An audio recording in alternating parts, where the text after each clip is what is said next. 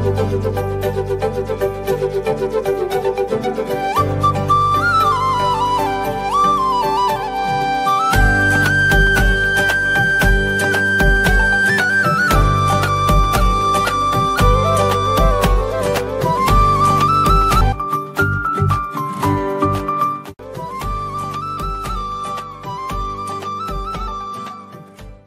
போடுதல் எல்லாமே ரியாலிட்டியில் உள்ளதான் எழுதியிருக்கோம். ஞாயிற்றுக்கிழமை காலை சமையல் வேலை அந்த அதிகப்படியான வீட்டு வேலை செய்தல். ஞாயிற்றுக்கிழமை காலையில் உட்காந்து ஃபோன் நோண்டுவது, யூடியூப் இல்லைன்னா வாட்ஸ்அப் பார்க்கறது. ஞாயிற்றுக்கிழமை காலையில் கடைக்கு போகும். அது எந்த கடையாக இருந்தாலும் சரி, மளிகை கடையோ எந்த கடையாக இருந்தாலும் சரி, ஞாயிற்றுக்கிழமை காலையில் யார் குளிக்க ஃபர்ஸ்ட் போக அப்படின்னு ஒரு குழப்பம், ஒரு சண்டை. அது ஞாயிற்றுக்கிழமை காலையில உட்காந்து கதை பேசுறது, வீட்டுல உள்ளவங்களோட இல்ல யார்கிட்டயோ கதை பேசுறது. இது நீங்க ஒவ்வொரு பேப்பரா பார்த்து இது உங்க லைஃப்ல இருக்கா, நீங்க பண்ணுவீங்களா பண்ண மாட்டீங்களா. ஞாயிற்றுக்கிழமை காலையில உட்காந்து என்ன ட்ரெஸ் போடுறது அப்படின்னு உட்காந்து ஒரு 10 ட்ரெஸ் எடுத்துட்டு தேடுறது. இது வந்து சீக்கிரம் எழுத ஆராதனைக்காக ஜெபிப்பது.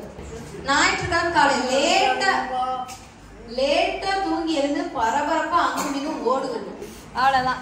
ஒரு 9 பாயிண்ட்ஸ் இருக்கு. நீங்க வந்து ஒவ்வொருத்தரா வந்து இது எது எது நீங்க பண்றீங்க பண்ணலன்றத சொல்லணும். ஹானஸ்ட் ரிவ்யூ சொல்லணும், ஹானஸ்டா சொல்லணும். குளிக்க பிறகு பசங்க என் பையன் நான் சமையல் பண்ணினேன், நீ நீ குளிமா, நீ இவ்வளவுதானே என்னமா செஞ்ச அப்படிமா. நான் சமையல் பண்ணிக்கிட்டு இருக்கோம்னா நீ ஃபர்ஸ்ட் குளியோ, அப்ப நீங்க குளி, நீ என்ன செஞ்சா, எப்படி இந்த பிரச்சனை வரும். காலையில எழுந்திரிச்சு ஜோம் பண்ணுவேன். இந்த 2 பிரச்சனை எங்களுக்கு. ஜோம் பண்ணிட்டு இருக்க, காலையில இருந்து அதிகாலையில இருந்து ஜோம் பண்ண சிஸ்டர்.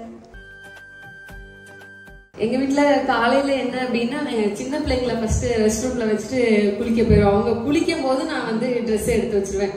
அதனால காலையில இது ரொம்ப ஒன்றும் குழப்பம் வராது. 2 பாத்ரூம் இருக்கிறதுனால டக்கு டக்குன்னு செஞ்சுட்டு இருப்போம். அதுக்கப்புறம் வந்து ஞாயிறு சமையல் வேலை வந்து காலையில என்ன செய்யலாம்னு யோசிப்பேன். நைட்டு பாத்திரம் விளக்காம காலையில விளக்குவேன். அது ஒரு கொஞ்ச நேரம் டைம் இழுக்கும். அதுக்கப்புறம் தான் காலையில என்ன செய்வோம், சரி ஒரு லைட்டா ஒரு உப்புமா கிண்டிடுவோம் அப்படின்னு சொல்லிட்டு இது பண்ணுவேன். அப்புறம் இவங்க வந்து 7 மணிக்கு வந்து நின்றுட்டு டைம் இருக்குல்ல, நம்ம மிஷின்ல துணி போட்டுருவோம் அப்படிம்பாங்க. அதுக்கப்புறம் மிஷின்ல துணி போடுவோம், தண்ணி இருக்காது. நான் போய் மோட்டர் போடுவேன். மோட்டர் போட்டோன்னே அது டைம் இழுக்கிறதுக்கு வாஷிங் மிஷின்ல லேட் ஆகும். அப்புறம் ஒரு 8:15க்கு மிஷின் ஓடி முடிச்சுட்டான்னு பார்ப்போம். அது ஒரு 9 மினிட்ஸ் 7 மினிட்ஸ் காமிக்கும். சரின்னு சொல்லிட்டு அவங்க காய போடுவாங்க. காய போட்டிருக்கும் போது நான் அப்படி கிளம்பிட்டு இருப்பேன். பிள்ளைங்களுக்கு சாப்பாடு அந்த டைம் தோசையோ ஏதோ ஒன்று சுட்டு கொடுக்கணும். ஸோ அந்த வேலைகள் பார்க்கறதுல கொஞ்சம் அப்படி போயிடலாம், கிளம்பிடலாம் நினைப்போம். இதை முடிச்சுட்டு கிளம்பிடலாம் கொஞ்சம் டிலே ஆகும்.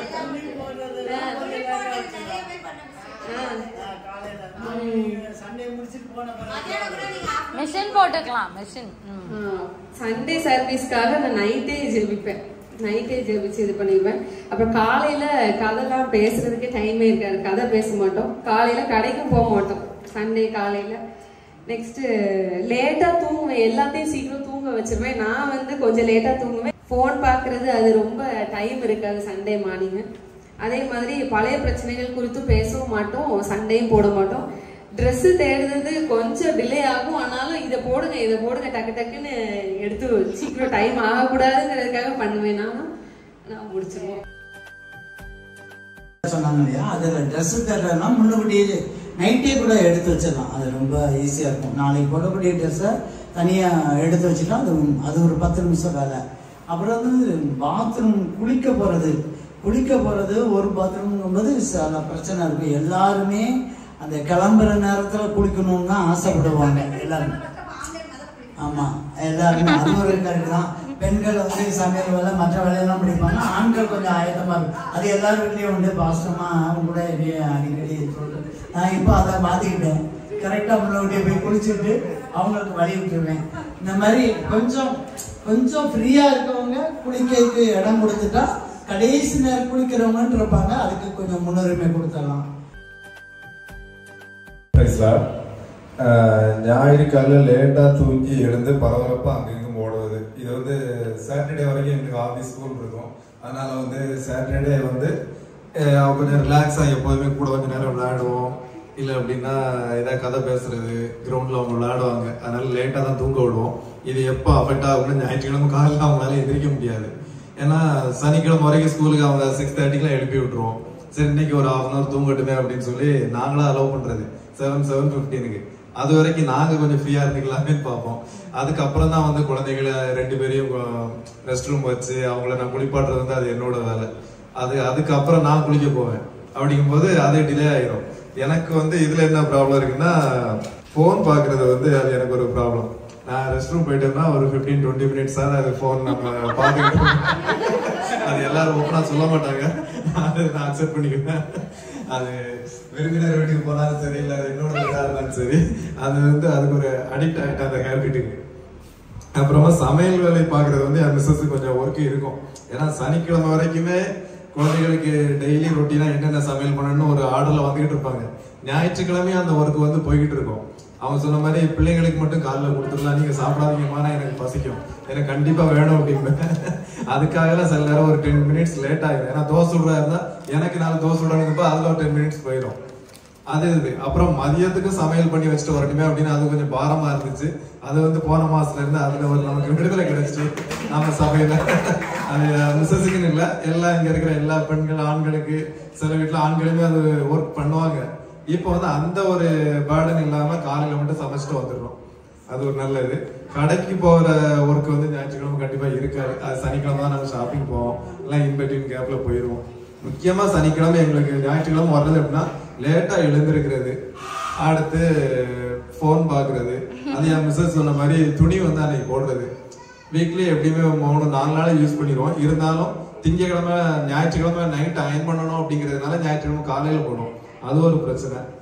அவ்வளவுதான் உள்ளது. ஆனா இது எல்லாத்தையுமே ரெட்டிஃபை பண்ணணும். கூடிய சீக்கிரம் இந்த மாசத்துல இருந்து நாங்க அதெல்லாம் விட்டுட்டு கரெக்டான டைமுக்கு சபைக்கு வந்துருவோம் அப்படின்னு இந்த நேரத்துல உங்களுக்கு நான் சொல்லிக்கிறேன். ஃபர்ஸ்ட் என்னோட ஒய்ஃப் தான் நீ ஃபர்ஸ்ட் போய் குளிக்கணும். ஏன்னா அவங்க குளிக்க போனீங்கன்னா எப்படி பார்த்தாலும் ஒரு 15 மினிட்ஸ் 20 மினிட்ஸ் எடுத்துடும். நான் வந்து என்ன பேர் ஒரு 5 நிமிஷத்துல குளிச்சுட்டு வெளில வந்துடுவேன். நீ போய் குளிக்காடுமே. எனக்கு என்னன்னா ட்ரெஸ்ஸிங் எடுத்து வைக்கிறது கொஞ்சம் ஒரு சில நாள் சீக்கிரமா எடுத்து வைப்போம். சாட்டர்டே நைட் எடுத்து வச்சிருவோம். ஒரு சில நாள் என்ன ஆகும்னா காலையில அந்த குளிச்ச வரதான் என்ன ட்ரெஸ் போடலான்ட்டு 4-5 பேண்ட் போட்டு வைப்பேன். அதுக்கு 4-5 சட்டை எது செட் ஆகும் போட்டு போட்டு பார்ப்பேன். எது செட் ஆகலாம் ஏதோ ஒன்று போட்டு போயிடலாம் அப்படின்னு அது பரபரப்பா வருது. 8 மணிக்கு வரணும்னு நினைப்போம். ஆனா எப்படினாலும் ஒரு 8 ரொம்ப லேட் ஆயிடுது. வேற தம்பி ரெடி பண்ணிட்டாங்க, அதுக்கப்புறம் தான் தம்பி ரெடி பண்ணுவோம். எனக்கு அது ரொம்ப லேட் ஆகும். அது கொஞ்சம் சால்வ் பண்ணிட்டா ஈஸியாக. பாசமா போன் பண்ணி ஊசி விட்டுருவாங்க, எந்திரிச்சிருவோம். எந்திரிச்சு இங்க வந்துட்டு ரிட்டர்ன் அங்க 7:45 வீட்டுக்கு போயிருவேன்.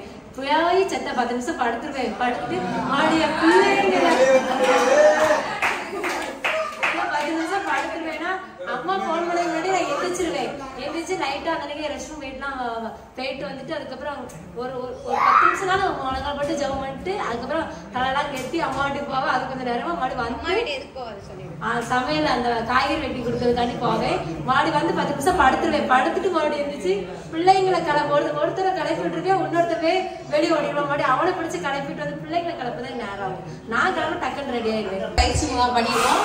இந்த 3 பயிற்சி முகாமோட தலைப்பை வந்து ரெபேக்கா சுருக்கமா சொல்லுவாங்க. ஃபர்ஸ்ட் தலைப்பு வந்து ஆத்மா ஆதாயம். நம்ம எப்படி ஜனங்களை வந்து அச்சைக்கப்படாதவங்களை எப்படி நம்ம சபைக்கு கொண்டு வரணும், அவங்க எப்படி ஆண்டவர் பத்தி தெரியப்படுத்தணும்னு சொல்லி அது ஃபர்ஸ்ட்.